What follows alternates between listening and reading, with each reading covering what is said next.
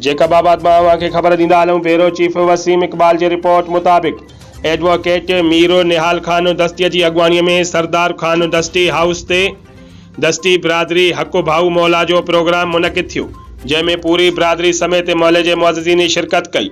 इन 190 के उम्मीदवार मीर एजाज हुसैन जखरानी PSA 1 के उम्मीदवार हाजी शेर मोहम्मद मुगेरी ॿिया प्रोग्राम में शरीक थिया, जैमें सरदार खान दस्ती आयल मेहमानन के आजियानो ॾिनो ऐं अजरक जो तोहफ़ो पेश कयो।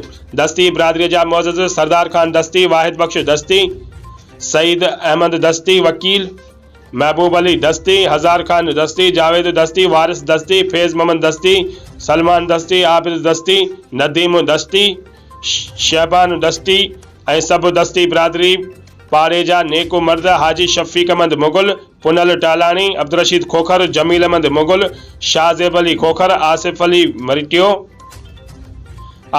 मरीटो ऐं ॿिया मुअज़्ज़िज़ीन वॾे तइदाद में शरीक थिया ऐं सभिनी मुतफ़िक़ थी करे आयल महिमाननि खे मोट ॾींदे वोट ऐं सपोर्ट जो ऐलान कयो। मीर एजाज हुसैन जखरानी ऐं हाजी शेर मोहम्मद मुगेरी, मीर निहाल खान दस्ती समेत सभिनी मौजूदा दस्ती बिरादरी के मुअज़्ज़िज़ीन ऐं मोहल्ले जे नेक मर्दन जो शुक्रियो अदा कयो।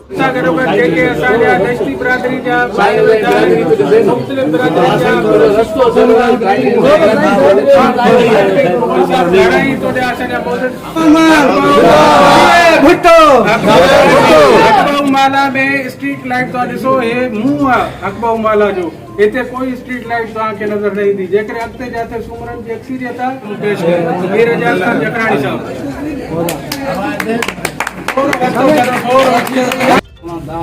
बिस्मिल्लाहिर्रहमानिर्रहीम। मुझे PS1 जो इंशाल्लाह MPA शेर मोहम्मद खान मुगरी साहब, इन प्रोग्राम के ऑर्गेनाइज कर सरदार खान दस्ती साहब, वाहिद बख्श इनसा गॾु ॿिया बि जेके बिरादरी वारा वेठा आहिनि, सभिनीनि जी लख लख महिरबानी।